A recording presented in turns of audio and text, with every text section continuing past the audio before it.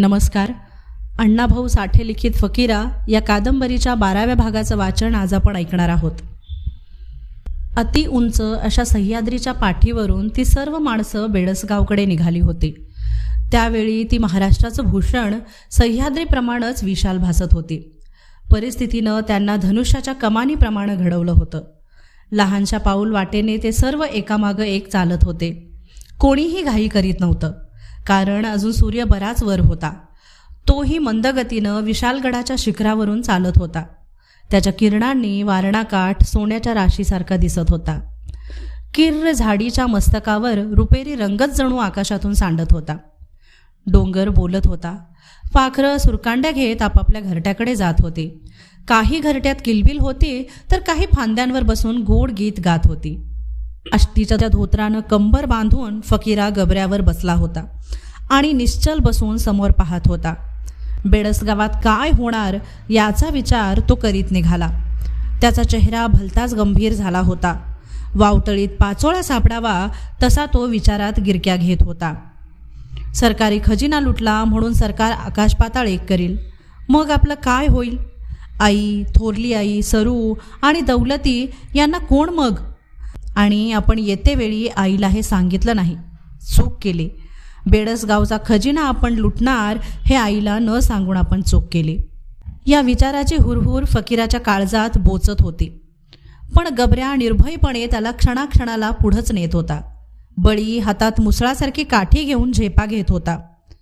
त्याच्या निश्वासानं त्याच्या नागपुड्या फुगल्या होत्या आणि घोंचेकर बळीनं घोड्यावर बसून आपली ती प्रचंड दाढी मुठीत धरली होती.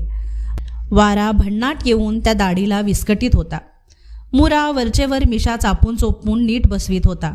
सावळा वाघासारखा दिसत होता. एकूण एक माणूस निर्भय होतं. आपण आज मृत्यूशी सामना करणार आहोत याची कल्पना असूनही ते यत्किंचितही मलूल झाले नव्हते. मात्र त्यांची मनं आपापल्या घरात बायका मुलात घुटमळत होती नि शरीरं बेडसगावची वाट चालत होती. ते सर्व बेडसगावच्या गावदरीला आले आणि सूर्य मावळला. कडूसं पडत होतं. फकीरानं आपल्या माणसांच्या टोळ्या करून गावाच्या पश्चिमेला त्यांना वारणेच्या वाळवंटात जाण्याची सूचना दिली. त्याप्रमाणे सर्व पांगून निघाले आणि सावळा, तायनू, पिरा, साधू, खंडू रामोशी यांना घेऊन फकीरा सरळ गावात घुसून निघाला. नदीच्या काठी जमून थोडी विश्रांती घ्यायची होती. शिवाय गावाला नीज लागल्याशिवाय काहीच हालचाल करता येणं शक्य नव्हतं, म्हणून तो ठरलेल्या ठिकाणी निघाला होता. गावच्या मध्यभागी फकीरा आला तेव्हा पारावर बरेच लोक बसून गप्पा मारीत होते. त्यांनी फकीराची ती माणसं पाहिली आणि शिंग, हलगी, मशाली, तलवार, भाले, कुऱ्हाडी हे सर्व पाहून त्यांनी कान टवकारले.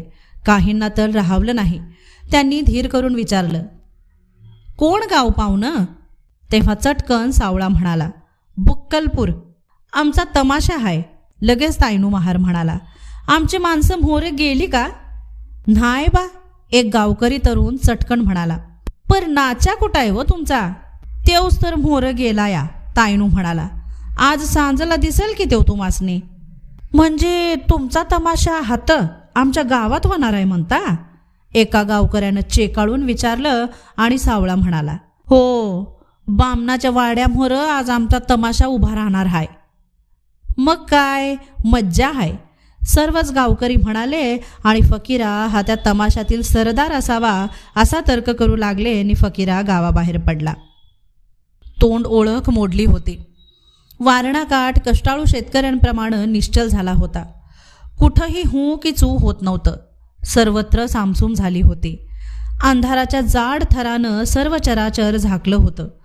आकाशातील चांदण्यांच्या लखलकाटात फक्त वारणामाईचं पात्र अंधारात तळपणाऱ्या तलवारीप्रमाणे चमकत होतं. कुठंतरी एखादं पाखरू विचित्र आवाज काढून गंभीर वातावरणाला धक्का देत होतं. फकीराची सर्व माणसं एकत्र आली आणि मग सर्वांनी चुळा भरून भाकरी सोडल्या. ही भाकरी आता शेवटची समजून खाऊया. कोणाला ठावं आज कोण मरणार आणि कोण जगणार? फकीरा म्हणाला. पर आज आपण सरकारी खजिना फोडून म्हणजे मरणाचं दारच फोडून यमराजाला बाहेर काढणार हाय. खजिना लुटीची बातमी ऐकून सरकार पिसळून उठेल आणि परत आमासनी त्याच्याबरोबर लढावं लागेल. फकीरा बोलत होता. भाकरीचा कोरा हातात घेऊन सर्व ऐकत होते. भिवा उठला आणि म्हणाला, मरता मरता खजिना लुटूया, म्हणजे आपली पोरं बाळं तरी 4 दिवस सुखानं खातील. कुणी बघितलंय मोरचं, असं म्हणून त्यानं घास घेतला. पर मगाशी सारंच घसरलं. तायनू म्हणाला, बामणाच्या वाड्यामोर तमाशा हाय म्हणून गाव जमून बसलाय आणि आमचाच तमाशा होणार. काय नाही, तुटून पडा. पिरा म्हणाला, तमाशाला आलेले हौसे गल्लीनं पळतील. कसा तमाशा होतोय त्यो तरी बघा. सर्वांची जेवणं झाली. मग कैकांनी गांजा ओढला. तर होऊन मग तयारी केली. त्यावेळी रात्र बरीच झाली होती. गाव सामसूम भासत होता. त्याचा अंदाज घेऊन फकीरा म्हणाला, पेटवा मशाली. एकदम सर्व उठले. मशाली पेटल्या. त्यांच्या उग्र प्रकाशात शांत वारणा जागी झाली. वाहतं पाणी अधिकच अवखळ भासलं. कुऱ्हाडी ठोकून सरळ बसल्या. भाल्यांची फाळं सज्ज झाली आणि घमांडीनं हलगी शेकली. शिंग, हलगी, खजिना लुटणारे मर्द जीवावर उदार झाले. हळूच जाऊन घात करणारी भ्याड माणसं ती नव्हती, तर वाजत गाजत जाऊन मरणाला जागं करून मग त्याला कवटाळणारी ती मर्द माणसं होती. फकीरा भरकन पुढं निघाला. चला. कोणीतरी हुंकारलं आणि सर्व चालू लागले. गावात शिरताच हलगीवर टिप्पूरं पडलं आणि शिंगानं आरोळी ठोकली. सारा प्रदेश थरारला. बेडस गाव एकदम झाला आणि कान टवकारून ऐकू लागला. कसलं शिंग? गाव बोलला आणि पुन्हा स्वतःच उत्तरला, असेल वरात. हलगीच्या कडाक्यानं गल्ल्या हादरल्या आणि शिंगानं भीतीदायी वातावरण पेटलं. फकीरा वादळाप्रमाणे ब्राह्मणाच्या वाड्यापुढं येऊन दाखल झाला. रघुनाथ ब्राह्मणाचा तो वाडा आता जागा झाला होता, परंतु 1.5 लाखाचा खजिना पोटात घेऊन निर्भय बसला होता. प्रचंड जुन्या चालीचा मजबूत दरवाजा बंद होता आणि त्या दरवाजावरच्याच कमानीत एका खिडकीत रघुनाथ येऊन पाहत होता. वरात का बंड या प्रश्नानं त्याचं काळीज फोडलं होतं. शेवटी त्याचा कयास खरा ठरला. दरोडाच आला याची खात्री होताच त्यानं बंदूक सज्ज केली. फकीरा दाराला भिडला होता. नंग्या तलवारी, कुऱ्हाडी लखलखत होत्या. माणसात बळ उसळत होतं. वाड्यात घुसा हा एकच आक्रोश त्यांना पुढं रेटीत होता. फकीरा हातात तलवार घेऊन अगदी दाराला छाती लावून उभा होता. त्यामुळं वर कमानीच्या खिडकीतली बंदूक त्याला नेमू शकत नव्हती. परंतु रघु बामणाला कड निघाली नाही. त्यानं अंधारात एक गोळी झाडली आणि मग मात्र गावाला खरा प्रकार उमगला. दरोडा आला हा एकच बभरा सर्वत्र झाला आणि हिंमतवाली माणसं मिळेल ते हत्यार घेऊन बामणाच्या वाड्याकडे धावली. पहिली गोळी कडाडताच फकीरा ओरडला, मशाली विझवा. क्षणात सर्वत्र अंधार दाटला आणि मुरा ओरडला, गाव आला, गोफणी जोडा आणि हना. घोड्यांवरून आणलेले वारणेच्या वाळवंटातील गोटे गल्लीनं गडगडू लागले. पुढून येणारी माणसं पटापट पडू लागली. परंतु लवकरच दगड संपले. फकीराची माणसं दगड चाचपू लागली आणि पिरा फकीराला म्हणाला, दाजी दगड सरलं, पर गाव मागं सरत नाही. साऱ्या गल्ल्या भरल्या ती माणसानी. मग हत्यारं काढा. फकीरा म्हणाला, आता गय करू नका. दिसल त्याला कापीत वाट काढा आणि नदीवर चला. पांगू नका. एका जीवानं सारखं लढत मोर व्हा. हे ऐकताच सावळा आणि चिंचणीकर पिरा, साजूरकर निळू, तायनू, भीमा, मुरा हे माणसं पिसाट झाली आणि त्यांनी त्या गल्ल्या दाबून वाट काढली. दरोडा मारून काढला म्हणून गावानं निश्वास टाकला. बामण बंदूक घेऊन खाली आला. कैकांनी स्वतःची पाठ थोपटली. उद्या गावाला सरकार इनाम देणार असा विचार कित्येकांच्या डोकीवर नाचू लागला. कोणी अंथरुणावर डोकं टेकलं. हळूहळू सामसूम झाली. परंतु नदीकाठी फकीरा वेडावला होता. पराजयाची आग त्याचं हृदय जाळीत होती. प्रत्येक माणूस कुढत होता, चरफडत होता. फकीरा आवेगानं म्हणाला, बोला काय करायचं? दरवाजाला छाती लावून जीवन घेऊन आम्ही पळ काढला. जन्मभर पळतोय नि मरण मागं हात धुवून लागले. आम्ही कुठवर पळायचं? मागं पळण्यापरास मोहरं मरणारच्या खाईत पडून मरावं. पळताना येणारं मरण वंगाळ असं नरकात जातो माणूस. मरण साऱ्यासनीच येणार, सारंच मरणार. पण मरणात बी डाबं उजवं असतं. कुत्र्याच्या मौतीनं मरणारं माणूस मेलं आणि जगलं सारखंच. जर पळून जायचं असेल तर ही हत्यारं आत्ताच वारणा आईच्या मोहरं जाळून त्याची राख कपाळाला लावून सरळ सरकारला शरण जाऊया आणि जगूया. हत्यारं वागवायचा आमासनी हक्क नाही. मग काय करायचं? मुरा म्हणाला. गावानं भलताच नेट धरला. नशीब वाट तर झाली आणि सलामत बाहेर आलो. सलामत? फकीरा तरकटला. केव्हा आम्ही सलामत होतो? आईच्या पोटातनं बाहेर आल्यापासनं आईच्या पोटात होतो तवापासनं रक्ताचं घोट घेतोय, लढतोय. आम्ही केव्हाच सलामत नव्हतो. सांजीरबाच्या माळाला माझा बाप कटून मेला तवापासनं एक दिवस एक घडी मला सुखाची लाभली नाही नि वैऱ्यांनी ती लाभू दिली नाही. विचारा ह्या सावळा नानाला. सर्व काही शांत होतं.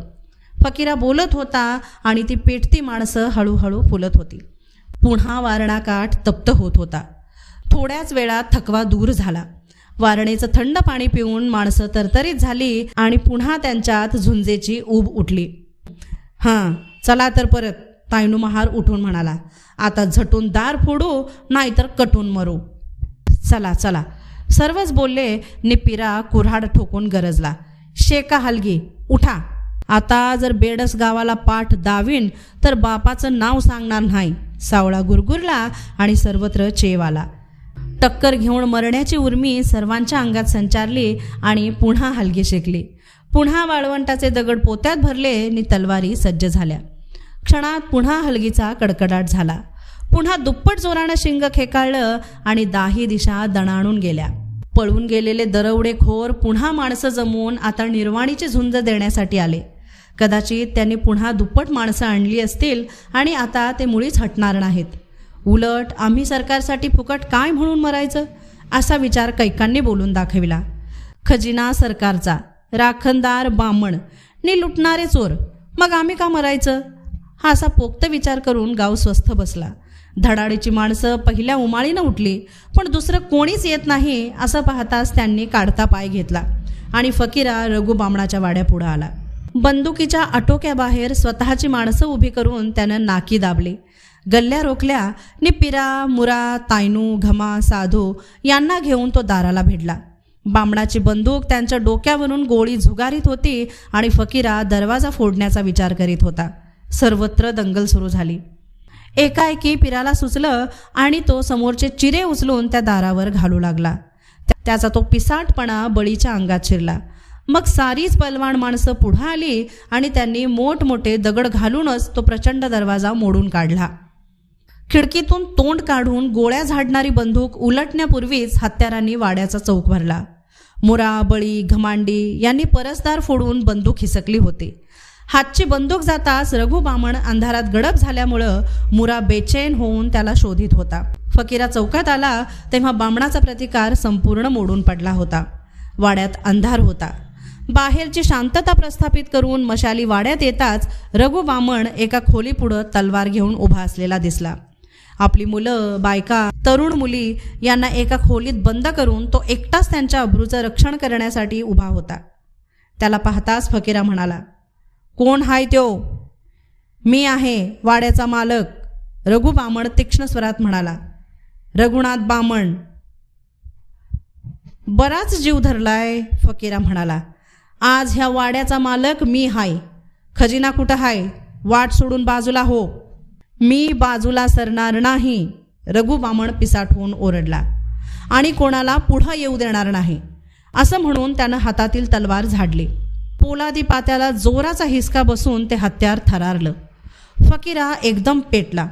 हा बामण आपल्याला भीती घालत आहे, आपल्या पुढं तलवार हासडीत आहे असं वाटून फकीरा उसळून पुढं धावला.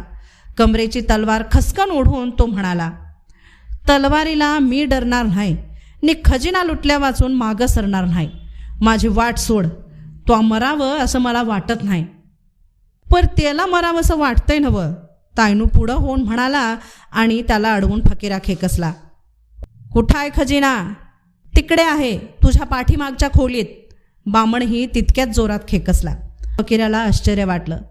खजिना माझ्याजवळ असून हा त्या खोलीपुढं का उभा आहे? त्या खोलीत नक्कीच काहीतरी असावं असं वाटून फकीरानं विचारलं. तू तिथं का उभा? त्या खोलीत माझी बायका मुलं आहेत, बामण म्हणाला आणि फकीराला त्याचा राग आला. तो 2 पावलं पुढं जाऊन म्हणाला, बामणा, तूच तेवढा बायका पोरांचा धनी आहेस ने आम्ही काय बोकडं पाळली ती? चल उघड ते दार. फकीराचा आवाज वाड्यात घुमला आणि त्या खोलीचं दार खाडकन उघडलं गेलं. रघु बामणाची बायको, भावजय व 2 तरुण मुली अशा चौघी समोर येऊन उभ्या राहिल्या. रघुची पत्नी हात जोडून म्हणाली, बाबा, हा वाडा धुवून घेऊन जा. परंतु ह्या 2 मुलींची लग्न झालेली नाहीत. मी पदर पसरून भीक मागते, आमची आबरू. असं म्हणून त्या सर्व स्त्रिया आपापल्या अंगावरचे दागिने उतरून ठेवू लागल्या. तो प्रकार पाहून फकीराला भडभडून आलं. तो म्हणाला, आई थांब, मी खजिना नेणार आहे. तुम्हासने ओरबाडाय मी आलो नाही, कारण आबरू खाऊन उपाशी माणसं जगत नसतात. जावा आपल्या घरात बसा. एवढ्यात खजिन्याच्या खोलीतून पिरा आला आणि म्हणाला, लोखंडी तिजोरी हाय, किल्ली नाही. किल्ली नाही असं ऐकताच फकीरानं रघूकडे पाहिलं आणि तो चटकन म्हणाला, किल्ली कोल्हापूरला असते. असं? फकीरा म्हणाला, मग असं करा, ती तिजोरी तशीच उचला आणि निघा. दांडगं थोडं हाय ते, सावळा म्हणाला. नि मग फकीरा विचार करून म्हणाला, माणसं घेऊन जावा नि गावचा वडार सुतकी सकट आणा. चला. सावळा, मुरा, बळी हे गावात गेले आणि वडार घेऊन आले. वडारानं आपल्या प्रचंड सुतकीचे घाव घालून तिजोरीचा बुकणा पाडला. 50,000 रुपयांचा ढीग लावला. रघु बामणाच्या वाड्यात त्याच्यासमोर फकीरानं ती तिजोरी फोडली आणि वडाराची मजुरी चुकवून 50,000 रुपये एका पोत्यात भरून बेडसगाव सोडलं. वारणीला नमस्कार करून ते सर्व लोक एका माळाला लागले होते. पुष्कळ चालून आल्यानंतर फकीरा थांबला आणि त्यानं सर्व रक्कम वाटून देण्याची सूचना केली. वाटण्या करण्यापूर्वी आपल्या गावच्या गोरगरिबांना मदत म्हणून 2 भाग काढून ते मांगवाड्यात व दुसरा महारवाड्यात देण्याचं ठरवून उरलेली रक्कम सारखी वाटून दिली. आणि मग आपापली रक्कम कमरेला लावून ते सर्व वाटेगावची वाट चालू लागले. गबऱ्या फकीराला घेऊन मोराप्रमाणे डुलत निघाला होता आणि आता पुढं काय होणार याचा विचार करण्याऐवजी आता आपली पोरं बाळं काही दिवस सुखात जगतील याचाच ते विचार करीत होते. परंतु त्याच वेळी रघु बामण आपल्या घोड्यावर बसून कोल्हापूरचा मार्ग कापीत निघाला होता. खजिना लुटला ही खबर सरकारात कधी एकदाची देतो असं त्याला झालं होतं. तो नाक फेंदारून घोड्याला सारखी टाच मारत होता. धन्यवाद.